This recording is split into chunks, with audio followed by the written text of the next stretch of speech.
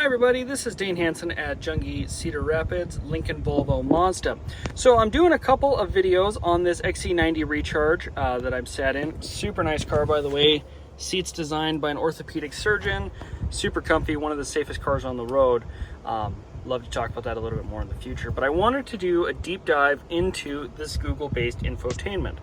So it's a little bit different for 23 and 24 as compared to the previous model years. So this is your home screen. You can always get to this screen with a press of this button right here.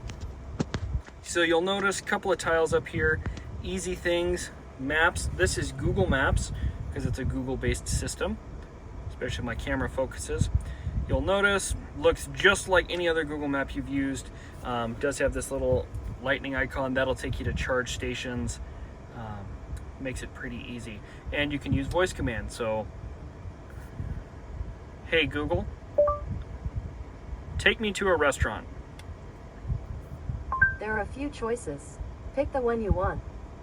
Super easy, works just like we're used to. So, go ahead and get out of here. I'm gonna go ahead and cancel that navigation. So, next thing up on the list, we've got Bluetooth, which obviously you just connect your phone. I could do a little deeper dive video on that, pretty easy.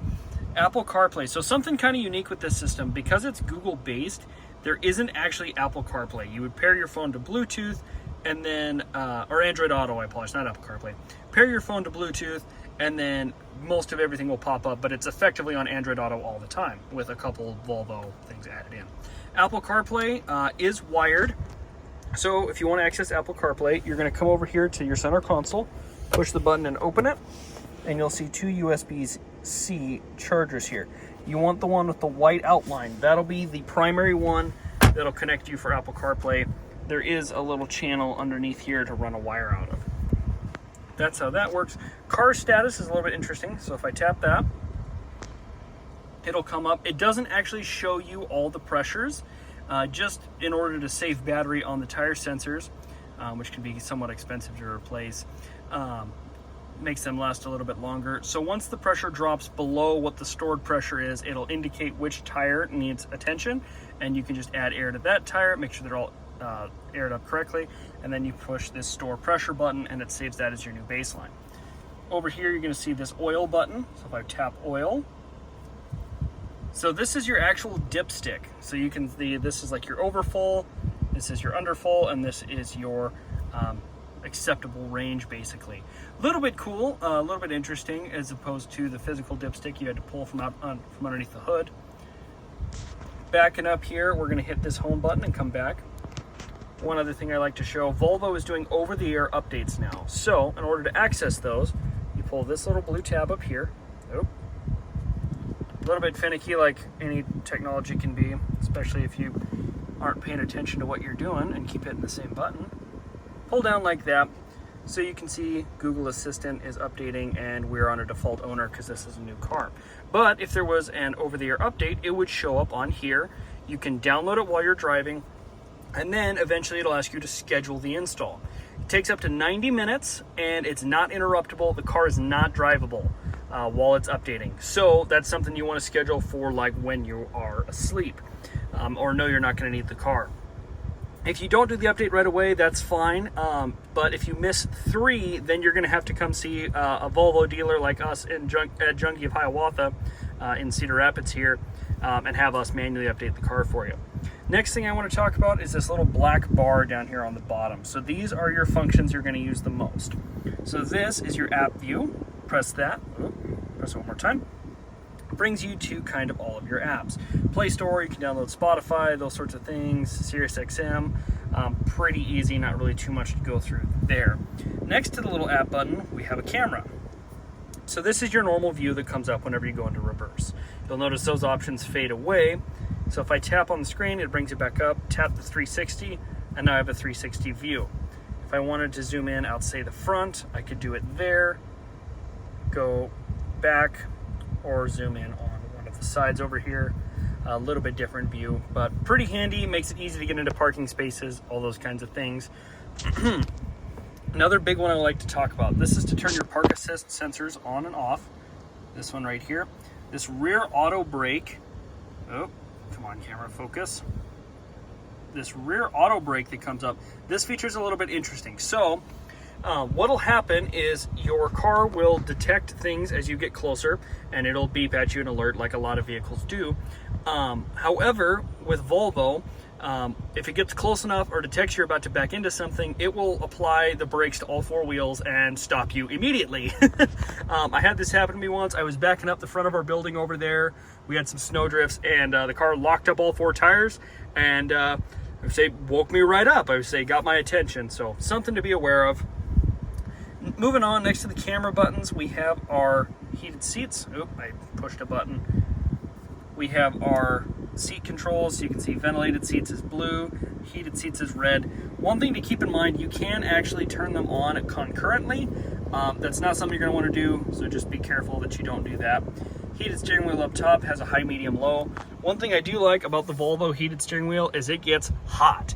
So when it's cold out in the winter, you'll be able to warm up nice and quick. Climate controls can be accessed with voice command or a simple tap of the button. Pretty easy in here, nothing too difficult. Biggest things are, this is to desync the passenger versus driver side temperature, so you can control them independently, or if you want them to be the same, link them like that. Up here you'll see rear. This lets me turn the second and third row temperatures on and off.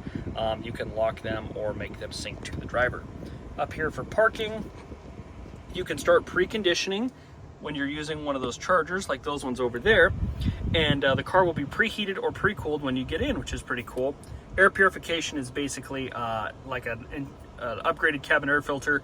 Essentially just cleans the air inside of the car of pollutants, and then you can set timers for how long those things will run. So moving on next, passenger, very similar to the driver's side, seat controls, just without the heated steering wheel. And lastly, we have this little gear icon over here. So there's a lot of functionality in here. For example, this is a pretty big deal on the Recharges. Under the driving tab, you're going to have your drive modes. So the car defaults to hybrid unless you check the always start in pure mode. Pure is full electric. The car will stay in electric mode as long as there is charge available. Hybrid is for daily use. Essentially, the car will decide when to use gas and when to use electric, leaning towards the electric side as long as there is charge. Power runs the engine all the time in order to produce maximum performance. Kind of your sport mode is a good way to think of it. Pure, like I mentioned, is full electric all the time, as long as there is charge available. Off-road and constant all-wheel drive don't affect the powertrain as much. They do say they can use a little more fuel and electricity, but those mostly affect the all-wheel drive, and if you have the air suspension option or upgrade, it can affect the ride height and those sorts of things as well. Underneath that, we have battery usage. So you have auto hold charge. Auto is essentially your hybrid. The car will automatically adjust, whether it's running the engine to charge the battery, how much regenerative braking it uses, all those kinds of things. Hold runs the engine to maintain whatever battery level. So if I put it in hold right now, it would turn the engine on and it would keep me at about 14 miles of range. It does that, for example, let's say I'm here in Cedar Rapids, I'm about 4 hours from Chicago. So let's say I wanted to drive there on gas and then wanted to drive around on electricity while I was in Chicago. So I'd put it on, I would charge the car up the night before, put it in hold, drive there on gas, then take it out of hold when I got there, and be able to drive around town on electricity. Depending on if I have time to charge or not, I could then use the charge mode, which runs the engine to charge the battery. So let's say I drive around town on electric, and then my battery is pretty low and I'm getting ready to leave. I go ahead and fill up with fuel. Make sure you use 91 octane with Volvo, 91 octane minimum. Put it in the charge mode. And then as I'm driving down the highway using the gas anyway, it'll also recharge my battery. So I'll be a little more charged when I get home. Moving down from the drive modes, we have Pilot Assist. Pilot Assist is Volvo's lane centering. You can turn it on and off with these arrows over here on the steering wheel. You can set that as default or turn it on or off if you would like. Definitely something worth a test drive to get a little more used to. And then underneath here, we have all our safety assistance features. Lane keeping aid is your lane keep assist. Most of us are pretty used to that by now, I believe, but effectively, if you go to cross a lane line without a blinker, it'll vibrate the steering wheel and guide you back into your lane. Now, it won't take the wheel from you, but you will feel kind of that motion, depending on which side of the road you're on. Roadside information is your speed limit detection, stop signs, those kinds of things. It will show up in your heads-up display and on your dash over here and up there. Heads-up display is hard to see on camera. Ready to drive notification is the green indicator up there. And then we have driving dynamics. Now, creep mode is a little interesting, kind of a weird name for it.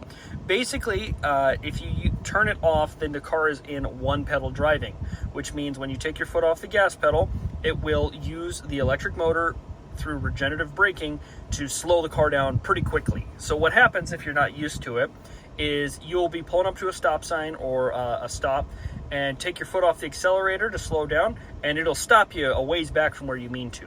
Turning creep on lets the car roll forward in a much more natural feeling way, and you'll be more used to it. Steering feel firm just adds weight to the steering wheel if you like a little bit more feedback there. Pretty easy. I could do a little bit deeper dive into all of these other modes here, but this video is getting a touch long, and I wanted to see what people might be interested in. If there's more you want to know, please give me a comment or a suggestion, and I'll look forward to talking about it some more. Dane Hansen, Junkie, Cedar Rapids.